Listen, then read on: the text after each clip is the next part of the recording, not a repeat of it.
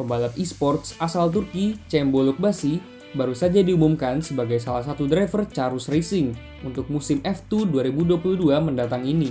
Cem Bolukbasi adalah salah satu pembalap yang berhasil mengkualifikasikan diri untuk masuk ke seri balapan virtual Formula One eSports pada tahun 2017, 18, dan 19 lalu.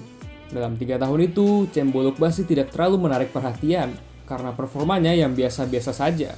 Dengan hasil terbaiknya P1 tunggal yang diraihnya pada seri 2017, yang juga merupakan kemenangan dan podium satu-satunya selama 3 tahun membalap di seri Formula One eSports. Namun tahun 2020 membuktikan bahwa Cem Bolukbasi memiliki kompetensi dalam dunia balap virtual, karena pada tahun itu dia memenangkan seri Formula Renault eSports Series. Formula Renault eSports Series sendiri diadakan dengan platform iRacing yang dikenal dengan fisiknya yang hampir mirip dengan dunia nyata. Dan bahkan digunakan pembalap seperti Max Verstappen untuk latihan balap saat sedang berada di rumah. Namun pencapaian terbesarnya pada tahun itu bukanlah kemenangannya dalam Formula Renault eSports Series, melainkan meraih peringkat kedua di seri balap GT4 European Series di dunia nyata, dengan 3 pole position dan 3 kemenangan. Tahun 2020 membuktikan sebagai tahun yang baik untuk karir motorsport Cem Bolukbasi.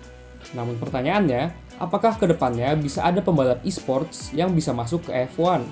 Secara tradisional, kebanyakan pembalap F1 memulai karirnya dengan membalap go-kart di umur yang muda, yang kemudian dilanjutkan dengan seri balap single-seater kecil seperti Formula 4, Formula 3, atau Formula Renault. Mereka-mereka yang memiliki bakat dan menunjukkan hasil yang baik bisa naik ke Formula 2. Dan kalau bisa tampil baik di Formula 2, mungkin saja ada tim Formula One yang menarik mereka untuk membalap di F1. Biasanya sih begitu, rute yang ditempuh seseorang untuk bisa sampai ke F1. Namun, setelah melihat contoh dari Cem Bolukbasi, sebenarnya bisa aja nggak sih? E-sports atau sim racing dijadikan sebagai pengantar untuk bisa masuk ke balapan di dunia nyata. Karena sim racing sekarang sudah tidak bisa dianggap remeh lagi. Tingkat simulasi fisik yang dihasilkan sudah sangat mirip dengan dunia nyata. Apalagi dengan game seperti iRacing dan Air Factor.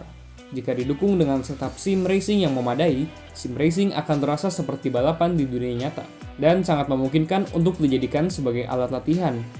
Walaupun ya, harga untuk membeli setup sim racing yang bagus itu sangat mahal, tapi masih jauh lebih murah dari biaya yang dikeluarkan untuk berpartisipasi dalam kompetisi go-kart internasional dalam satu season. Yang ingin disampaikan di sini adalah bagaimana sim racing bisa membuka kesempatan untuk banyak anak-anak ataupun orang dewasa yang mungkin tidak memiliki dana yang cukup untuk membalap di kompetisi go-kart internasional. Kan kalau sudah punya setup sim racing bisa digunakan secara terus-menerus bertahun-tahun. Sedangkan kalau mau ikut kompetisi di dunia nyata, harus mengeluarkan dana setiap seasonnya, dan itu pun masih di luar dana akomodasi dan travel. Dengan sim racing atau esports, pintu masuk ke dunia motorsport menjadi lebih mudah diakses. Selain Cem Bolukbasi, juga banyak pembalap muda lain yang bisa masuk ke dunia balap nyata dari esports. Seperti misalnya James Baldwin, pemenang kompetisi World's Fastest Gamer 2 yang pada tahun 2020 kemarin membalap di British GT Championship untuk timnya Jenson Button. Dan ada juga Igor Fraga, pembalap esports Jepang Brazil yang bisa sampai ke ajang FIA Formula 3. Sebenarnya ketiga orang ini memiliki pengalaman membalap go-kart di dunia nyata saat masih kecil. Namun karena hasil yang kurang dan dana yang tidak mencukupi, mereka harus mengurung ambisi mereka untuk sementara. Tapi karena bantuan esports, mereka jadi bisa mendapat kesempatan kembali untuk melanjutkan karir balap mereka.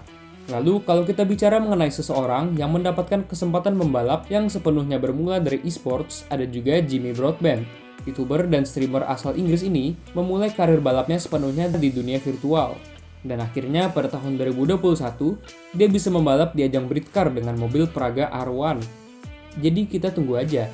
Karena dengan semakin berkembangnya dan dikenalnya dunia sim racing, tidak menutup kemungkinan akan ada jeblosan sim racer yang bisa suatu hari masuk ke F1. Dan mungkin aja orang itu adalah orang Indonesia, siapa yang tahu kan? Itu aja untuk video kali ini. Kalau ada masukan, saran, atau koreksi, jangan segan-segan di komen di bawah.